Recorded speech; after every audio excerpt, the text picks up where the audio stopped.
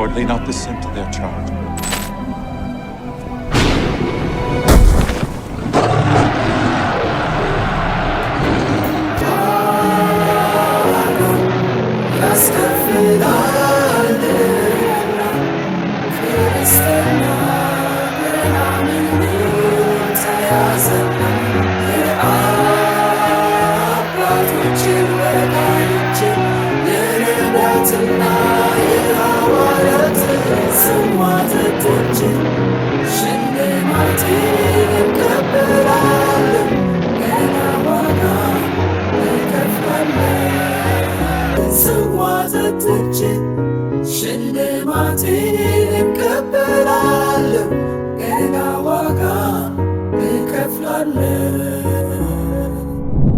እንግዲህ በእምነት ከጸደቅን በእግዚአብሔርም ዘንድ በጌታችን በኢየሱስ ክርስቶስም ሰላምን እንያዝ።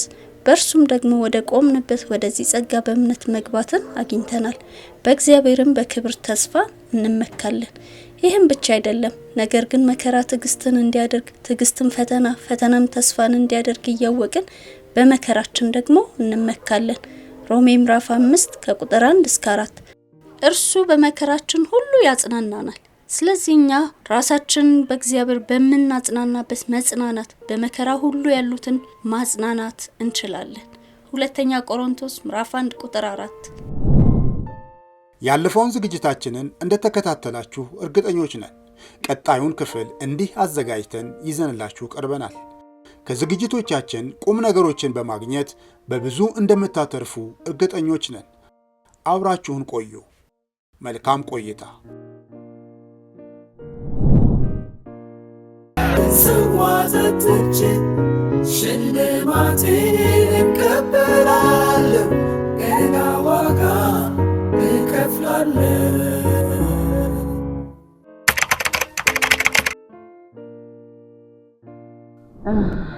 እንግዲህ መከራ የሚመጣው እንዴት ነው? ራሱ ስንጠይቅ መከራ መምጫው መንገድ በጽድቅ በቅድስና እግዚአብሔርን በመፍራት ለሚኖሩ መከራ አለ። በተቀመጥንበት ስፍራ ባለን ከዛ በፊት የሚገርም እግዚአብሔር በደርግ ዘመን የተናገረ ነገር ነበር። ይስሩ አደባባዮች እናንተ ናችሁ አለ። ይስሩ አዳራሾች እናንተ ናችሁ አለ። እንደውም ስልጣን ሁሉ በቤተ መንግስት እግዚአብሔር እንደሚሰጥ በዛ መከራ ዘመን ጌታ ተናግሮን ነበር። ማይመስል ማለት እኛ በመከራ ውስጥ ነው ያለን። ይሄ እንዴት ይሆናል? ሰጠን። የተሰጠንን ግን አሁን እግዚአብሔር ያየን ነው። ከምንም ውስጥ ካልተደባለክ ዛሬ መከራ አለ። ግን አመቻምቸህ አብረህ ከኖር ነው መከራ የለም። ትኖራለህ። ኮራፕት ሆነ ትኖራለህ። ወንጌልን ማሳየት ሳይሆን ራስን ታስብ። እንግዲህ አብሮ የመኖር ቤተሰብ መካከል አለ። ግን የተለያየ አይዲያ ነው ያለን፣ አመለካከት ነው ያለን። ይሄ እውነት ደግሞ የሚያስጥል ብዙ ነገር አለ። ለምን እነሱ የሚከተሉት አለ። እናት ምትል ለምሳሌ በነግር ወንድሜ ሞተ። ወንድሜ ሲሞት ያው ቤተሰብ ህብረት አለ። ለአርባው ተባለ። እኔ ኢየሱስ ያድናል ብዬ ነው መሰከረው መሰብከው። ብሬ ለ40 ለ80 ሰጥቼ ነፍስ ይማር እንዲባል አልፈልግም። እኔ እዚህ ህብረት ውስጥ የለሁም ማለት ነው። አትገኝም አልገኝም። በቃ የቤተሰብ ልዩነት ተፈጠረ። መለየት ማለት በዚህ ነው።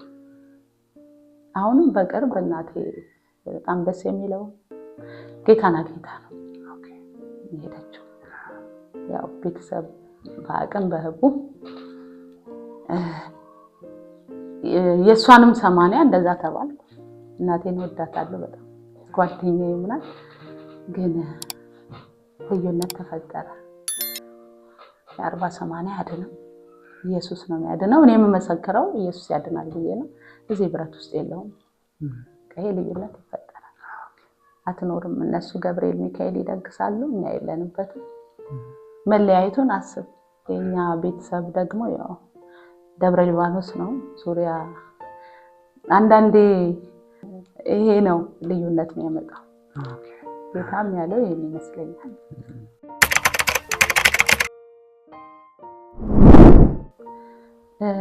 እንኳን ቅዱሳን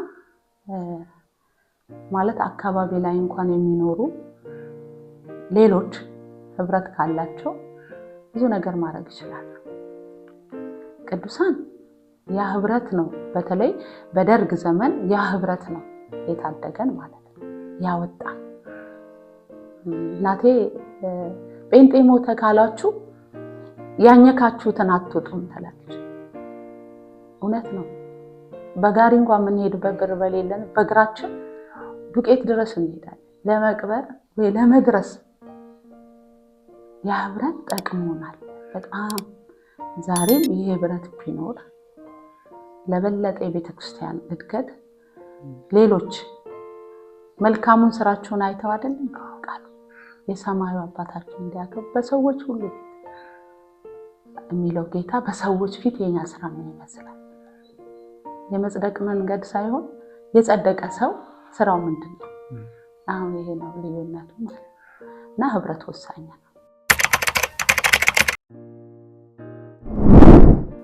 ያለፈው ህብረት ማን ነው?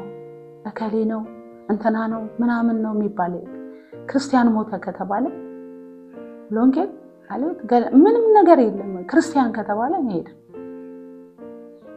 የት አካባቢ ነው አላቀውም። ዛሬ ላይ አላቀውም። እኔ አላቀውም። ስንት ሰዓት ነው ቀብሩ? ያን ጊዜ ስንት ሰዓት አትልም። ሞተ ከተባለ ሩጫ እና በጣም ልዩነት ነው ያለው። ወደዛ ህብረት መመለስ እንግዲህ አሁን የቤት ለቤት የሰፈር ህብረቱ የቤት ለቤት የመጽሐፍ ቅዱስ ጥናቱ የበለጠ ያቀራርበናል ብዬ እላለሁ። ይሄ ቢጠናከር የእሑድ ያው እንደኔ ዘመዶች ተሳልሞ መሄድ ብቻ ሳይሆን አሁን ያ ሁሉ ህዝብ ተሳልሞ ይሄዳል። ማን ለማን አይተዋወቅም። አሁን ሜጋ ቸርቾች ላይ ብትል ሁሉ ይገባል ይወጣል። ድሮ ግን ነጋሽ ከድር እዛው አንድ አጥቢያ የነበረን ጊዜ ቁሙና ሰላም በሏቸው፣ ከየት ነው የመጣህ በሏቸው፣ እንዲህ በሏቸው እና የተራቡትን እናያለን፣ ልብስ የሌላቸውን እናያለን፣ ችግር ውስጥ ያሉትን እናያለን፣ እንደርስላቸዋለን። ዛሬ እኮ አምልኮ ሄዶ የሚሞት አለ ማይደረስለት ማለት ነው። ለዚህ ቤተክርስቲያን ይሄን አጠናክራ ብትቀጥል፣ ቤት ለቤት ሰፈር ለሰፈር ይሄ ቢሰራ ትልቅ የወንጌል በር ነው እላለሁ። ያው ቤተክርስቲያን በቃሉ መደገፍ ቃሉን ብቻ አይደለም። እንግዲህ እንዴት አለፋችሁ ያን ዘመን ስትል ደግፈን የተራቡትን አብልተን ችግራቸው እድር የሌላቸውን እድር አስገብተን በጋራ ከፍለን እና ያን ሰው ለምሳሌ በዚህን ዘመንም በእንደዚህ አይነት መልኩ የመጡ ወገኖች ባትይዛቸው ይጠፋሉ እና ቤተክርስቲያን ትኩረት ሰጥታ እንደ አጥቢያ አሁን መሀል አጥቢያ ነኝ እኔ እንደ አጥቢያ መልካም ስራ በጎ ስራ ይባል ህብረት አለ። እንዲሁም መስራቹ የኔ ባለቤት ነው። እሱ ምንድነው መነሻው ራሱ ቤተክርስቲያን ዲያቆናት የተወሰነ ጋር ነው የሚደርሱት። ይሄን ግን እንደ መልካም ስራ የመጀመሪያው ቸር ስራ ተብሎ ነው በኋላ በጎ ስራ ተብሎ የተቀየረውና ሰዎች ሁሉ ከአስራታቸው ጋር በየወሩ ይከፍላሉ ይሄን ብር እና ይጠራቀማል። ሰዎች ችግር ጌታን አግኝተው ሲመጡ መስሪያ ካጡ እንዲሰሩ ያደርጋሉ። ትምህርት ቤት ይከፍላሉ፣ ደብተር ይገዛሉ። ናት እንዲህ አሁን አረጋውያን አሉ ወደ 22 አረጋውያን አካባቢ እነሱን ያው ተወሰኑት እየሞቱ ነው። በየወሩ 1000 ብር እነሱ አረጋውያን በዓል ላይ የእህቶች አገልግሎትም አለ። ዱቄት፣ ዘይት ሁሉ አንዳንድ ኪሎ ዱቄት ቢመጣ 100 እህቶች ቢመጡ 100 ኪሎ ይሄ ንብረት እህቶች አገልግሎት ላይ ሆኖ ራዩን ሼር ያደረኩት እኔ መጀመሪያ እህቶች አገልግሎት ላይ ነበር በክልሉ የተጠራሁት እና ይሄን ህብረት እንዲህ አይነቱን ክፍተት ይሞላል አብሮ ነው እና እስከመጨረሻው እስኪ ለምሳሌ ልጁ ትምህርት ቤት የሚከፍለው ካልታ ወዴት ይሄዳል? ከጫት ነጋዴነት ካመጣናት ብዙ ብር ከምታገኝበት ልጇን ትምህርት ቤት መክፈል ካቃታት ትሄዳለች። ከሴተኛ ዳሪነት ካመጣናት እንደዚህ እና ቤተክርስቲያን አሁን ተግታ መስራት ያለበት ሰዎች እስከ ፍጻሜ እንዲሄዱ ሁለንተናዊ አገልግሎት ማገልገል አለባት እላለሁ። እንግዲህ የመጀመሪያው ከጸሎት ቤት ከመዘጋቱ በፊት ማርያምም ሆኜ ዘማሪ ነበርኩ። ግን ከዛ በኋላ አሁን ላይ ወደዚህ አገልግሎት ልመጣ ባለበት እግዚአብሔርም ተናግሮኛል። በዚህ ዘመን ያው አስተምራለሁ። ያው ካሽከድር አንዳንዴ ይሰጠኝና ቁጭ ብሎ ያያል ሳስተምር ነው። አይቶኝ ከዛ ትቶልኝ ይሄዳል።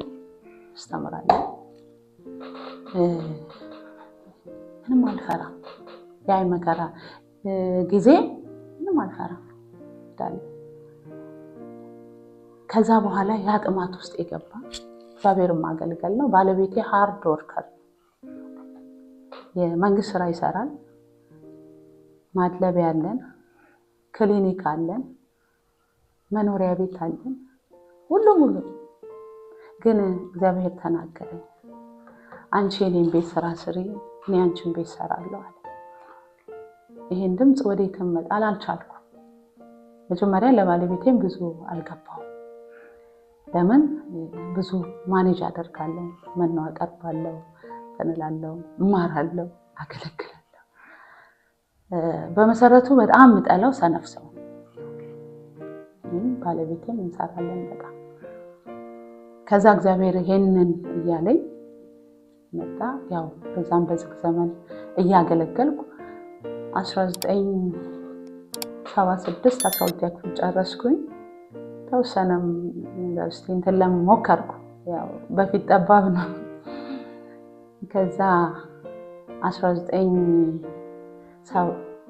1979 ላይ ከኢሰፓ ሚስቶች ጋር ተወዳድሬ ቀበሌ ሂሳብ ሹም ሆኜ ገባው ማለት ነው። እግዚአብሔር ነበር ይሄን አማከርኩት። ካሽከደ ምን ትለኛለህ? አሁን ከኢሰፓ ሚስቶች ጋር ተወዳድሬ ቀበሌ አልፌያለሁ፣ ምን ትለኛለህ አልኩት። ጸለየልኝና ነግርሻለሁ አለ። ጥሩ ነው። እግዚአብሔር እንዳስቴር ዛጋንችን ለኛ ያስቀምጧል። በርቺ፣ ያለሽን ነገር እንዳትይ በጸልዮሽ ነው። ጋሽ ታዴ እንኳን ተቃውሞ ከዛ ገባው። ራሴንም ስራ ሰራለሁ፣ ዛም ሰራለሁ። እግዚአብሔር በእውነት እዛ ጋር ሞገስ ሰጠኝ። ጋሽ ከድር አለ እግዚአብሔር አልማዝን ቀበሌ ያስገባት ስኳርና መታወቂያ እንዳናጣ ነው ይላል። ግርማ ተክሉ መታወቂያ ከለከሉ። ያው ዘመኑ ፍተሻ አለ፣ ያንዳንዱ ሰው ይፈተሻል፣ ምንም አይቀርም። ከዛ ሊቀመንበሩ ጴንጤ መጣ ይላል። የሚገርም ግን ደርግ በጣም ያቋም ሰው ይፈልጋል። ይገል ከፈለገ ይገላል፣ ግን አቋም ያለ የፓርቲው አባል እንደሆን በከፍተኛ ባለስልጣኖች ተጠይቀዋል። አላደርገውም። እኔ ጴንጤ ነኝ፣ ግን ለሀገሬ ማገልገል ስላለብኝ ነው የሚያደርገው። ከዛ መታወቂያ፣ ስኳር ምንም ይከለል እዛ ውስጥ የተመሰከረላቸው። የሚገርም ደርግ ሲወድቅ ሁሉም ሰው ወደ ጌታ መጣ። እዚሁ ቀበሌ 11 ማለት ነው። አንዱ በተለይ ደብተራ አለቃ ልሳን ወርቅ ይባላል፣ መካነ ኢየሱስ ነው። እና ያን ጊዜ እዛ ጋር መስራት የራሱ ለዛሬ ለቤተ ክርስቲያን አገልግሎት በጣም ጠቅሞኛል። የሆነ አፈሳ ሲኖር፣ ችግር ሲኖር የደህንነት ኃላፊው ክርስቲያን ነው፣ ጌታ ነው የተወና። እስቲ ዘመዶችሽን ሰሞኑ ትንሽ ጋብ በሉ በያቸው ነው ይለኛል። ያውቃሉ፣ ያው ጴንጤና ተዋት ተብሎ ነው ያለውት። ከዛ እንደዛ አድርጎ እግዚአብሔር አሳለፈን። ያም ውስጥ የተቀጣጠለ የአገልግሎቱ ነገር ያለ። ከዛ 1985 መሪዎች መጡ። ጸሎት ቤት ተከፈቱ። 83 ነው። ያው ከዛ ገብቼ ያገለግላለሁ። ግን ሙሉ ጊዜ እንድሰጥ መሪዎች ጋሽ ከድርም ሆኖ ባለቤቴም ቁጭ ባለበት አናገሩ። እንኳን እግዚአብሔርን ቀበሌን አገልግላለች፣ ይኸው ውሰዷል። እና ያው ለአገልግሎቴም ለማደጌም አስተምሮኝ አሳድጎኝ እግዚአብሔርንም እንዳገለግል ብዙ ዋጋ ከፍሏል ከኔ ጋር ባለቤቴና በዚህ አጋጣሚ መባረክ ፈልጋለሁ።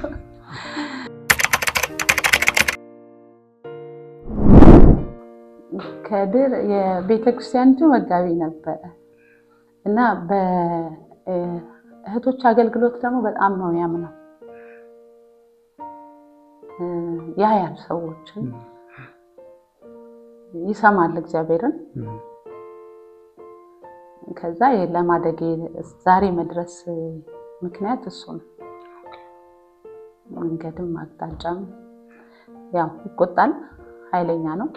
እኔ ለሙሉ ጊዜ ጠርታውኝ የሙሉ ጊዜ አገልጋይ ራሴን አድርጌ አስተምራለሁ፣ እረኛ ነኝ እንላለሁ። ግን ጽፈት ስራ ላይ ነው። ይሄን ቤት የሚያክል ዶክመንት ነው በ2 ወር ውስጥ እንትን አድርጌ ያስቀመጥኩት። የጋሽ ከድር ጸሐፊ ነበርኩ እና ጸሐፊ ሆኜ ነው እያገለገልኩኝ ነበር። ከዛ ነው እንግዲህ እና ጋሽ ከድር የብዙዎች አባት ነው። ይቆጣል።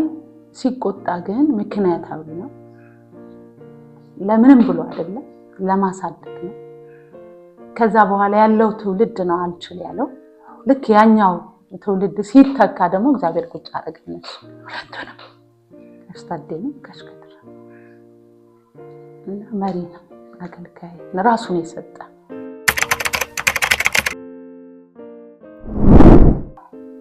በጣም ትልቅ ነው። ምንድነው ከመተካትም አኳያ ነበር እና መጋቢ ደሳለኝ እና መጋቢ አሁን ጋሽ ጌታውን ያን ጊዜ የምንለው እሱም ከስር ተተኪዎችን በማፍራት መንገድ አቅጣጫን በማሳየት ትምህርቶችን ጋሽ ከድር አሁን ቴዎሎጂ ገብቶ አልተማረም፣ ግን ትምህርቶችን እነዚህ ፎርማቶችን የሚሰሩ ነገሮችን በጋሱ ጫጫጫ አድርጎ ማደራጀት ማሳየት እንደዚህ አይነት ማብቃት ትልቅ ስራ ነው ይሰራል።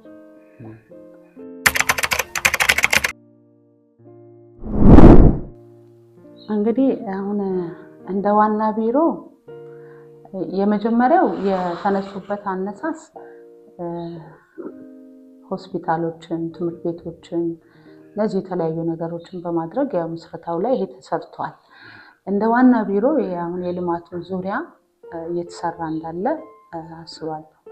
ግን እንደ አጥቢያ ቤተክርስቲያን ወይም ደግሞ አዳማ ዙሪያ እንዳሉት አሁን ላይ ለማህበረሰቡ ወይም ደግሞ ለቤተክርስቲያን ጠቃሚ የሚሆን ነገር እዚህ ጋር የሚል የሚታይ ነገር የለም። በእያንዳንዱ አጥቢያ የተወሰነ ድጋፍ ሊያደርጉ ይችላሉ ለችግረኛ ልጆች፣ እንደዚህ የጎዳና ልጆች ማረሚያ ቤት አገልግሎት ላይ እና የተቸገሩትን በመደገፍ እንደዚህ አይነት ስራ እየተሰራ አለ። ግን እንዲጎልቶ ታይቶ በትምህርት ቤት ደረጃ እንደ በፊቱ በሆስፒታል ደረጃ ወይም ደግሞ በልማቱ ዙሪያ አሁን በእኛ አካባቢ ያለ የለም። እንዳንዱ አጥቢያ በራሱ የሚንቀሳቀሰው ነገር እንጂ እንደ ክልልም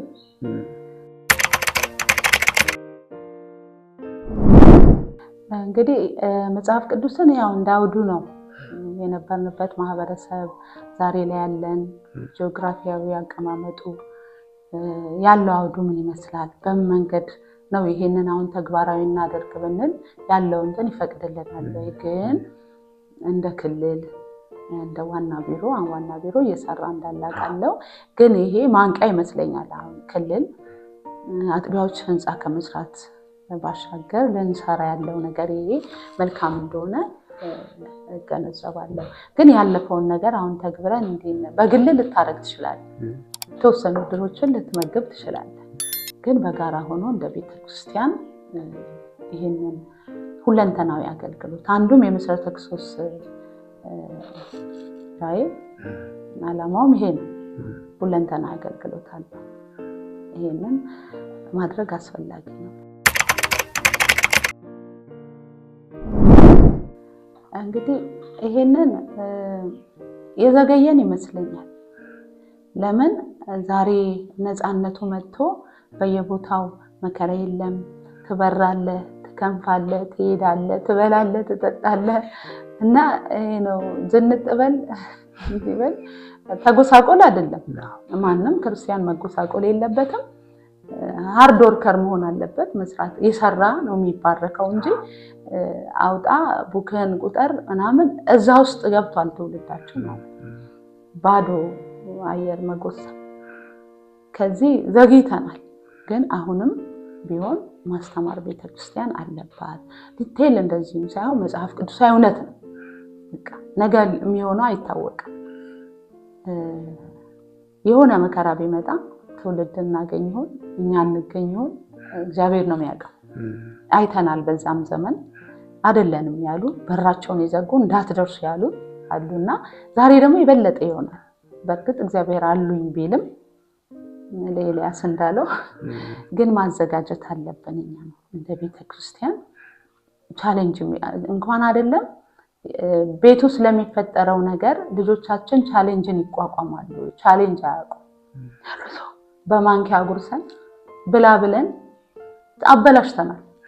በጣም ይዘን አሻግረን መልሰን ቁጭ በል ድግ እና ከዛ በኋላ ያለውን ትውልድ አስብ ምንም ማይችል ነውና አሁን ቤተክርስቲያን ይሄን ብታስተምር ወጣቱ በሚገባው ለምሳሌ ወጣቱን በወጣት ይሄ መከራውን ነገር የተረዳ የተገነዘበው እኛ ከምናስተምር እሱ የእናንተ ነው አይሉን።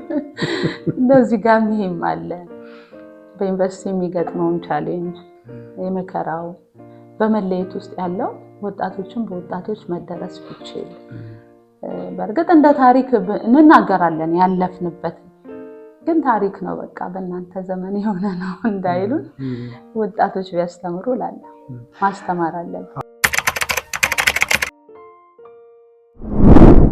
አንደኛ በኑሮ ነው፣ ሁለተኛ በቃል ነው። ከዛ ኑሯችን ምን ይመስላል፣ ህይወታችን ምን ይመስላል፣ የትዳር ኑሯችን ምን ይመስላል፣ አባት ለእናት ባል ለሚስቱ ሚስት ለባሏ አልፎ ለቤተሰባችን እንዴት ነው እየኖርን ያለነው ሚለው ከቃሉ ያለፈ የኛ ህይወት መነበብ አለበት እላለሁ። ያንን ካላደረግን የብዙ አሁን ይባለው ብዙ የክርስቲያን ልጆች ይባላል፣ የፓስተር ልጆች ይባላል፣ ቤቱና ይባላል እና ይሄ ሽፋን ነው እና የኛ ኑሮ ልጆቻችን ህይወታችንን ማየት አለባቸው።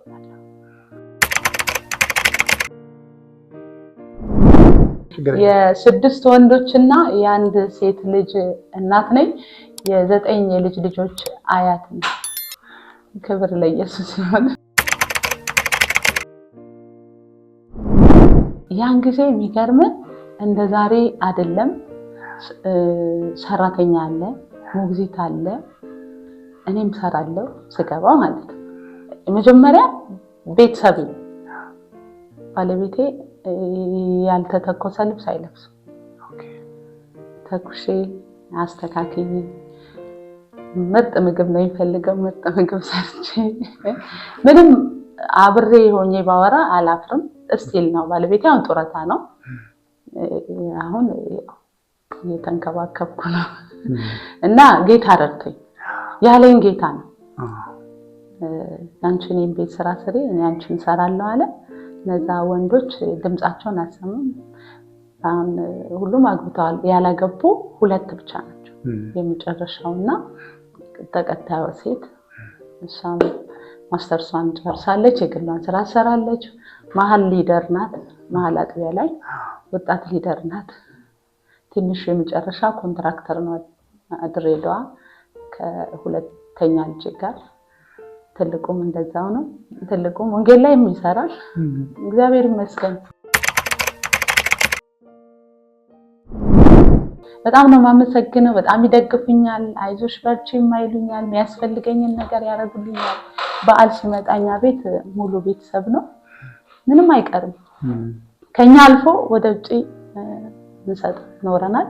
ይደግፉኛል በጣም እንኳን አይደለም ያሳደግኳቸው የዳርኳቸው ተከራይተው ቤት የገቡ እናት ነው መሆናቸው ልጆች ነው የሚሆኑኝ። ለበዓል ሁሉም ስጦታ ይዘው ይመጣሉ፣ የሚያስፈልገኝን ያደርጋሉ። እና ብዙ ደግሞ በወንጌል ከጎኔም ያለች እህቴ መኖር በጀመርም በ16 ዓመት ሙሉ ቤተሰብ ሰጥቶኝ የነዛም ቤተሰብ ሁለተኛ እናት ነኝ። ያን ቤተሰብ ወርቋ በቀለ መኳን ተረፈ ይባላሉ ልጆቹ። እሷም ልጆች 11 ናቸው። የልጅ ልጆቿ 6 ናቸው። እነሱን ሙሉ ጌታ ሰጠኝ። የዛን የደርግ ዘመን የኛ ቤት ሲከበር በሷ ጋር ነው የሚወጡት። ሲጠየቅ የለችም ባሉት የለችም ያላየናትም ትላለች። ግን እንደ ረዓብ ጌታ አስቦ መኖር በጀመርን በ16 ዓመት ጌታ ሙሉ ቤተሰብ ሰጠኝ። መኖር የጀመርነው ራሱ 47 ዓመታችን። አንድ ማለት በራችን እንደዚህ አለ። እዛ ሄደው ልጆች ያለ እዚህም እንደዚህ ያለ አሁን ሙሉ በጣም ያው እናታችን ነው ይሉ አሁን አጥቢያ አገልግሎት ላይ ለአገልግል ወይም እንዲ ከክልል ተወካይ ምዕራብ አጥቢያ አሁን ያሉ ባለሀብቶች አሉ፣ ነጋዴዎች አሉ፣ አግብተው የወለዱ አሉ እና በጣም በየሀገሩ መጋቢዎች አሉ፣ አስተማሪዎች አሉ ያገለገልኳቸው። መጋቢ መኮንንም አገልግያለሁ፣ መጋቢ ጆስን አገልግያለሁ፣ ሌሎችም አዲስ አበባ ሌላ ቦታ አሉ አገልግያለሁ። በጣም ያው አታረጅም ይሉኛል እና እግዚአብሔር ይመስገን በወንጌል ብዙ ቅድማያት ሳልሆን አልቀርም። በቅርብ አሁን ገንደበል ሰዮ የሚባል በባጃጅ እናንተ ከመጣችሁት እዚህ የሚሆን ሄደን ስንሄድ 1 ሰዓት ስንመለስ 1 ሰዓት 2 ሰዓት መንገድ ተጉዤ እዛ ስራ ሰርተን ተመለስነው። ፎቶግራፍ አለ እና ክብር ለጌታ ይሁን። ገና ጉልበታም ነን ያደርክላል።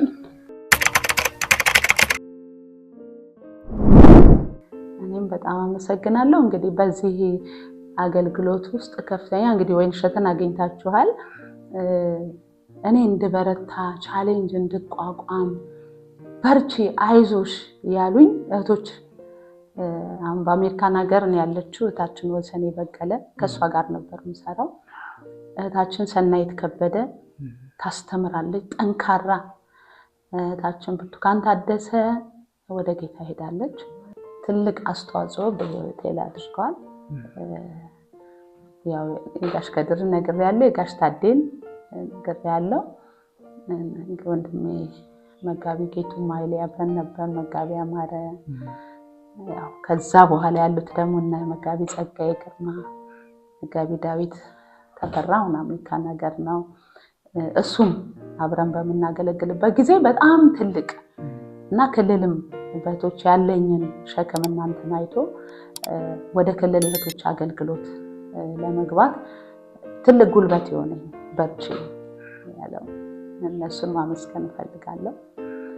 ቤተሰቤን ማመስገን፣ ባለቤቴን ማመስገን እፈልጋለሁ። ልጆቼን ለምን እናት ያው በብዙ ቤት እነሱ አብረው እንደግፈው ለአገልግሎት ቀኝ እጅ ሆነዋልና ጌታ ይባርካቸው ማለት ፈልጋለሁ። አንተንም ጌታ ኢየሱስ ይባርክ። ኢየሱስ ጌታ ነው። ወንጌል ያላለቀ የቤት ስራችን ነው። በምድር እስካለን እንሮጣለን፣ መቼ እንደምንሄድ አናውቅም። እስከዛው ግን ጌታ ይረዳናል፣ እንሰራለን። እሺ ተባረክልኝ። ከዝግጅታችን በብዙ እንዳተረፋችሁ ተስፋ እናደርጋለን። በሚቀጥለው ዝግጅታችን ከሌላ እንግዳ ጋር እንገናኝ እያልን በዝግጅቶቻችን ላይ ጥያቄ፣ አስተያየት እንዲሁም ጥቆማ ካላችሁ ከታች በተጠቀሰው አድራሻችን ልታደርሱ ትችላላችሁ። ለዛሬ እዚህ ላይ አበቃን። በሚቀጥለው የጽናት ዝግጅታችን እስክንገናኝ ከእግዚአብሔር ከአባታችን ከጌታችንም ከኢየሱስ ክርስቶስ ጸጋና ሰላም ከሁላችን ጋር ይሁን። አሜን።